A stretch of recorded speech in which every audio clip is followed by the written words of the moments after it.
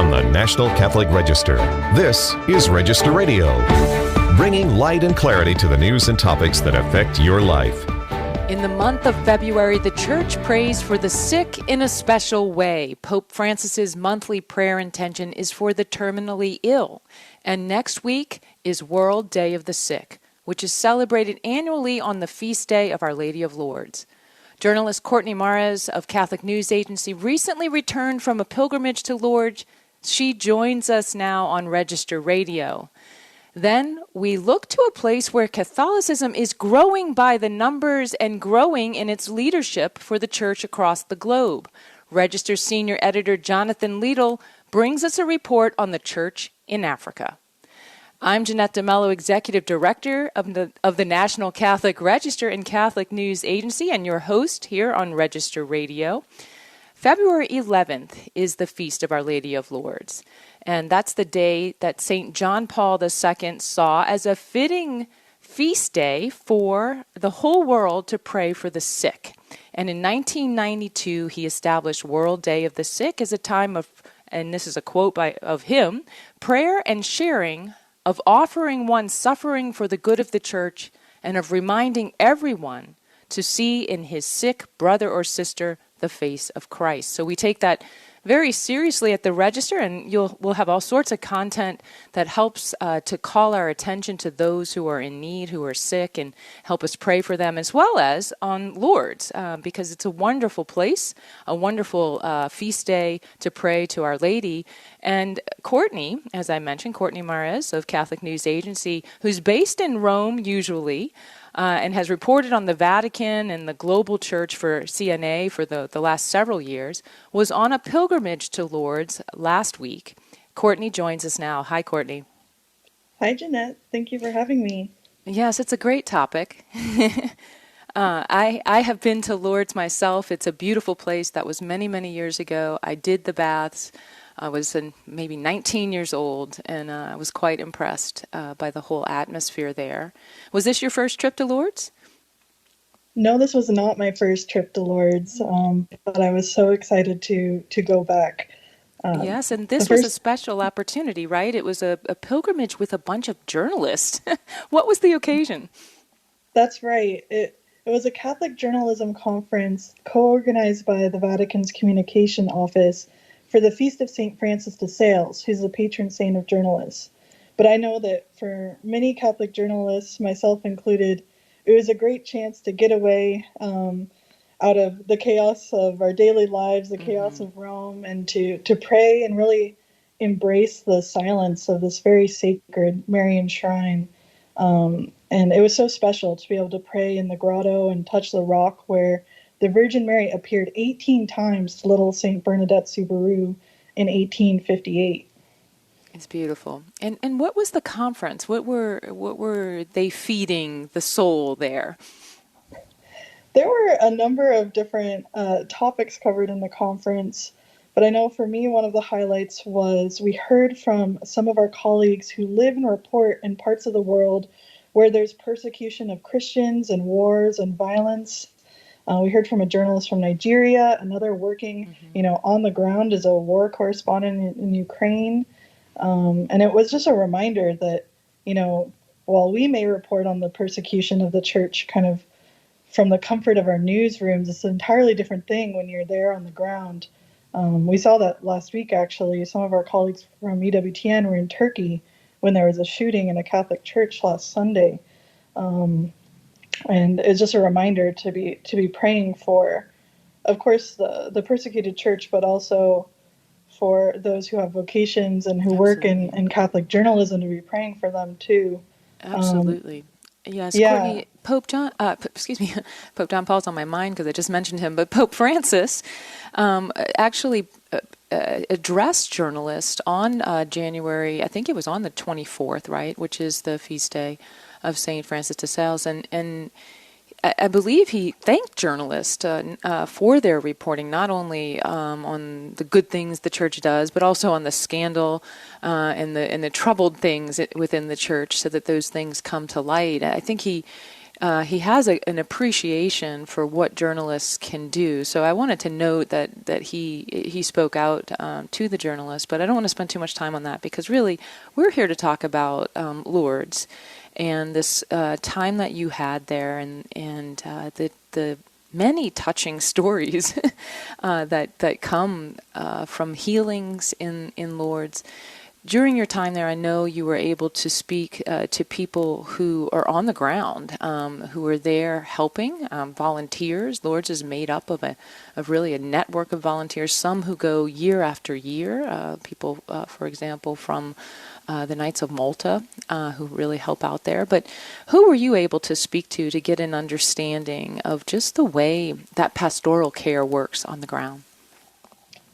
Yeah, the first time I went to Lourdes, I just remember being so touched by seeing all the procession that happens at night, the candlelight procession, and people push, and all of these young people and volunteers pushing, the sick and disabled in wheelchairs in procession to the grotto. And I really came away from that wondering, I wonder how you volunteer at Lourdes. And so that was one of my goals going back this trip, was to track down a couple volunteers and hear from them and interview them. And I spoke for a long time with a couple from Canada who's been volunteering in Lourdes since 2006. They went to volunteer first for 1 week and eventually decided, they eventually came back kind of year after year to volunteer for at least a week at a time. And then recently came to the decision to buy a house and officially retire in Lourdes and just dedicate themselves full time as volunteers, and share in this mission of the shrine. And they shared with me, obviously they encounter people every day from all different parts of the world, and they've met, many people who have experienced healings at Lourdes. But I must say I was the most touched by one story they shared with me was about a man who was given who had a terminal cancer diagnosis and was given just a few months to live. And when they first encountered him, when he first arrived at Lourdes, he was just saying, I must be healed. I must be healed. I need to be healed. I'm married. I have 2 young kids. Like I can't go. And they encouraged him, like they do with all of the people who come to Lourdes, that an important part of a pilgrimage to the shrine is to make a confession, to kind of experience that inner healing, that spiritual healing, as well as praying at the grotto and the baths. And so this man made his first confession in more than 20 years while he was there. And they said that by the end of his entire pilgrimage experience at Lourdes, they just saw this transformation in him. And he was just praying, instead of, I want to be healed, I want to be healed, he was just praying to the Lord, thy will be done. Absolutely. So not all of the prayers not all the miracles are physical. Some of them are miracles of the soul, interior healing. Yes. Yeah. And so that's something that I really took away with. And it's really beautiful how they have this emphasis on confession and spiritual inner healing at the shrine.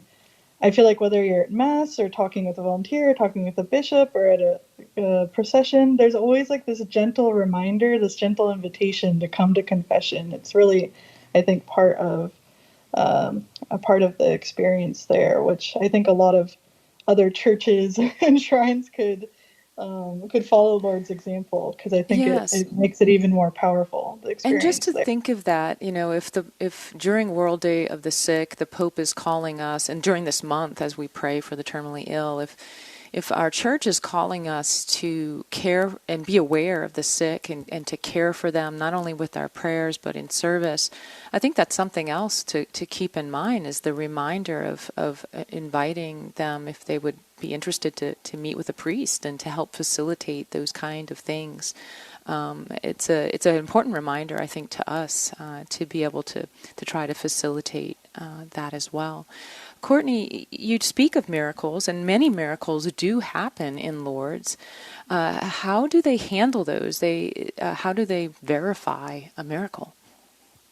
Yeah, that's right. There's been more than 7,000 miraculous recoveries attributed to the Wow. intercession of Our Lady of Lourdes at this French shrine.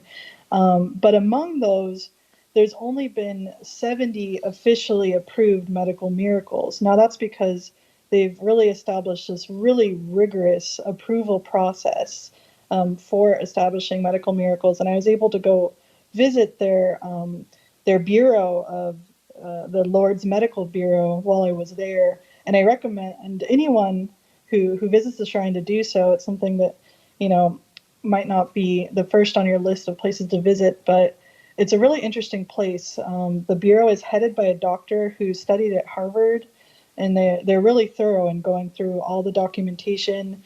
Anyone who reports a healing immediately while they're at Lourdes is kind of directed to go straight to the bureau and be evaluated by doctors. Um, and in the bureau, they actually have on one level a museum that's kind of set up, just kind of a one-room museum, but it goes through and it tells the story of each of the 70 approved miracles that happened at Lourdes. And I was really struck by the most recent healing took place in 2008, and it was of a religious sister who happened to be named Sister Bernadette, and she had a disorder of the nerves and lower spine that caused total paralysis, and she arrived in a wheelchair. And she was cured after she joined a procession in Lourdes. And I mean, that was in 2008. It was really Wow. recently. Wow. But just to show you how thorough the medical board was, her miracle wasn't approved until 2018. So it was like a 10-year process to get that approved. I love Um, when the Lord uses science, right, to help witness to faith, because faith and science, go together. And this is just an example of that. So I look forward to reading your story on that. I know we'll be rolling out stories at Catholic News Agency and the National Catholic Register online this week as we prepare for this World Day of the Sick and the Feast of Our Lady of Lourdes. You did have an important interview, and I do want to touch on that. This will be a part of your stories. And that is an interview with the Bishop of Lourdes. And you spoke about a topic that's a little rough, and that is that in Lourdes there is a Rupnik art. Father Rupnik has been accused of abuse, and many people want his art removed. How did the bishop respond to questions regarding that? yeah, that was, as a journalist going to Lourdes, I just couldn't help but notice, approaching the shrine, Rupnik's mosaics on the lower basilica, they kind of stand out in contrast with the original basilica that was asked for by the Virgin Mary, this neo-Gothic stone basilica with tall stars. They have this bright gold mosaics by Rupnik kind of interspersed on the facade of the lower church. And so that was one of the things I really wanted to ask the bishop about when we were there, because a lot of people in the church are talking about it right now and what to do with this art that adorns, more than, I think, 200 different churches and shrines and liturgical spaces throughout the world. And I must say, when I interviewed him, it was clear that he's taking this decision very seriously. Last year, he formed a commission to decide the future of the Lourdes mosaics and kind of publicly came out saying he was doing this. And he told me how since then, and nearly the year that's followed, he's met with abuse victims. He's heard their stories. He's consulted with experts in sacred art. And he said he prays about this decision every single day. And it's something that weighs on his heart, and that he plans to make a decision about whether to remove Rupnik's art or whether it will remain by next spring. Interestingly, the bishop told me that he has received stacks and stacks and stacks of letters, most of them very angry letters about Rupnik's art after he announced he was making this commission. So, Yes, but one of it's a oh, sorry. it's a I'm sorry. Yes, it's a difficult topic, and I'm really glad that you were able to ask that question. And I look forward to reading what you have to, what else he had to say, because I know the interview was long. He will be appearing on Vaticano, which is our EWTN show airing on Sunday. That would be the 11th, February 11th, and it is an interview with Jean-Marc Mikas, who is the Bishop of Lourdes. Courtney, I am out of time, and I could talk about Lourdes forever. Yeah, same but here. let's close with an invocation of Our Lady of Lourdes to pray for us. Thank you for joining me, Courtney. Thank you. When we come back, we take a look at a church that's thriving and having an impact across the globe. That's going to be a conversation with Jonathan Leidl, who joins us to talk about the church in Africa. This is Register Radio and EWTN. Stay tuned for more.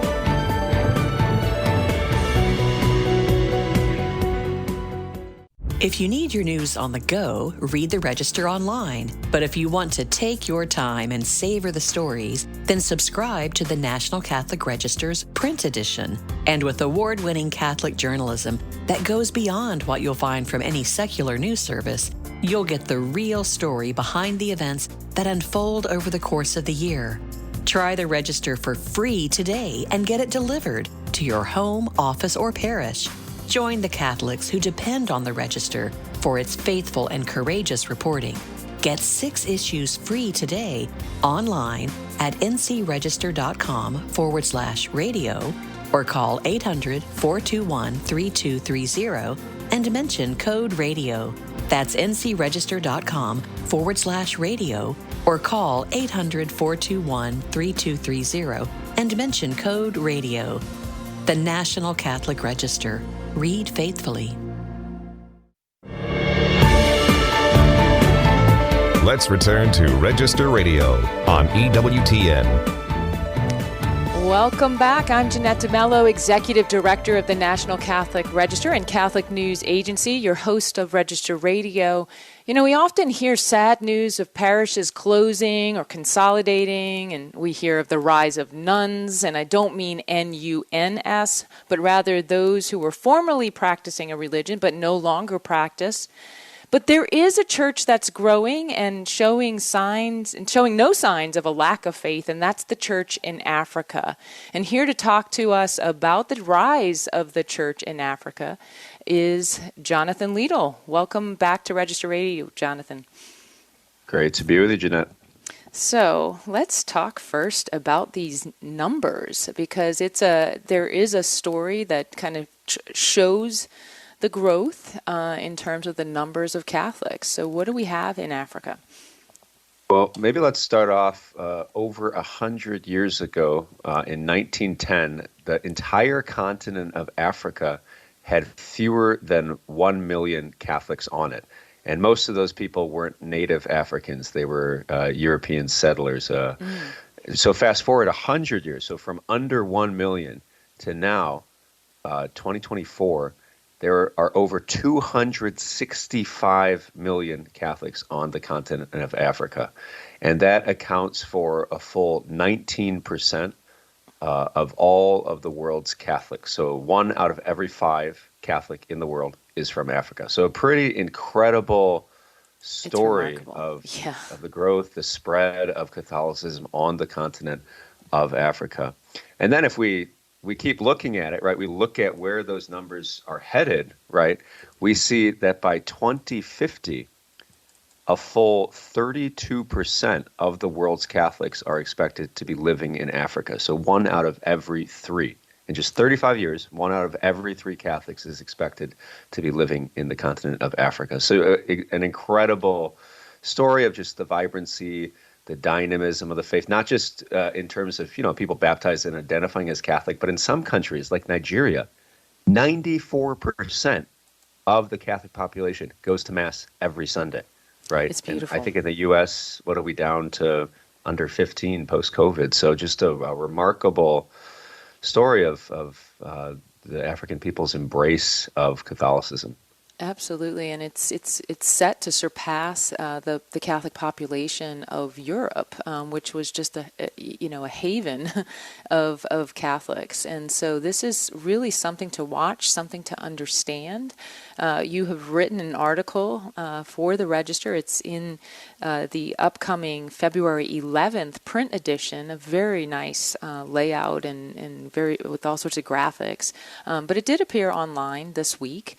And one of the titles, because we've kind of tagged it with a few different titles, was "The Congo Flows into the Tiber," and it's about the Catholic Church in Africa's influence is growing, but is Vatican leadership ready for it? There's so much to talk about related to this title. I want to know about the Congo flowing into the Tiber. That's an interesting title. But I also want to recognize that Pope Francis has been a pope of the peripheries. He's visited Africa a bunch. We can talk about how many times, but we also can recognize that Pope John Paul and Benedict visited Africa too. So it's been a part of the Pope's interest and awareness for a long time, this growth in Africa. What are the numbers there? How many times have our popes paid attention with a papal visit to Africa? Well, you're right. Pope Francis, during his just over 10 years of being Pope, he's visited 10 times, 10 different countries, Wow. so about one every year. Pope Benedict XVI, during his pontificate, 2005 to 2013, 3 countries that he visited. But really, when we get to, in terms of papal outreach to Africa, John Paul II, he visited Africa 45 different times. So a total of 40 countries, some of them like Kenya and Cameroon, multiple times. But that's 40 countries out of the 53 nations in Africa. So John Paul II nearly went to every country in Africa. You talk about impact, you talk about someone recognizing the importance of the Catholic Church in Africa, not just in the future, but also now. John Paul II and really all the popes clearly aware of this reality. And maybe those visits from John Paul II, this is something we might want to explore, really had an influence on helping that explosion of Catholics in evangelization, because we do know that a Pope's visit can really have a tremendous impact. So we might go there some other day. But, yes, but absolutely. This question came up for us recently. I mean, we've been watching Pope Francis's engagement with Africa for a while, but this question came up recently because of tensions between Africa and the Vatican, and these tensions were over Fiducia Supplicans, which is the document that basically authorized that same-sex blessings could happen, that the priest could bless a couple who was in an irregular relationship. What has happened with Africa? They spoke out very forcefully. Then there was some attempt at resolution. But where are we now? What's the story? Yeah, so this was December 18th when the Vatican released that document. And the reaction from Africa was swift, it was strong, it was public. Over 20 Episcopal conferences of African countries have responded publicly, most of them striking the tone of saying that we appreciate this document of the Pope. We've looked at our situation. We're not going to be allowing blessings of same-sex couples in Africa. It would create scandal. It would, the document's too confusing. It would undermine, this is the interesting part, Jeanette. I talked to a lot of people in Africa. There wasn't a concern that people in Africa, based off this document, would necessarily come to a false understanding of sexuality and marriage. Instead, the concern was that because in Africa, across the board, whether you're a Christian or another Christian, a Catholic, a Muslim, or you practice a traditional African religion, everyone is on agreement that sexuality is between men and women, right? That's what marriage is, and so the problem is that this would have created an enormous crisis of confidence in the church, in the church's authority, actually. So the African bishops, they responded strongly, they responded swiftly. That prompted the Vatican actually to issue a super rare clarification on this document, emphasizing that yes, bishops they can prudentially apply this in their own diocese, so clearly thinking of the African context. And then in a really remarkable situation, Cardinal Fridolin Ambongo, who's from the Democratic Republic of Congo, Kinshasa, he is also the head of kind of the the group over all of the bishops of Africa. He flew to the Vatican, requested a meeting with Pope Francis. The Pope met with him. The Pope, Cardinal Fridolin Ambongo, said was sorry about what had happened.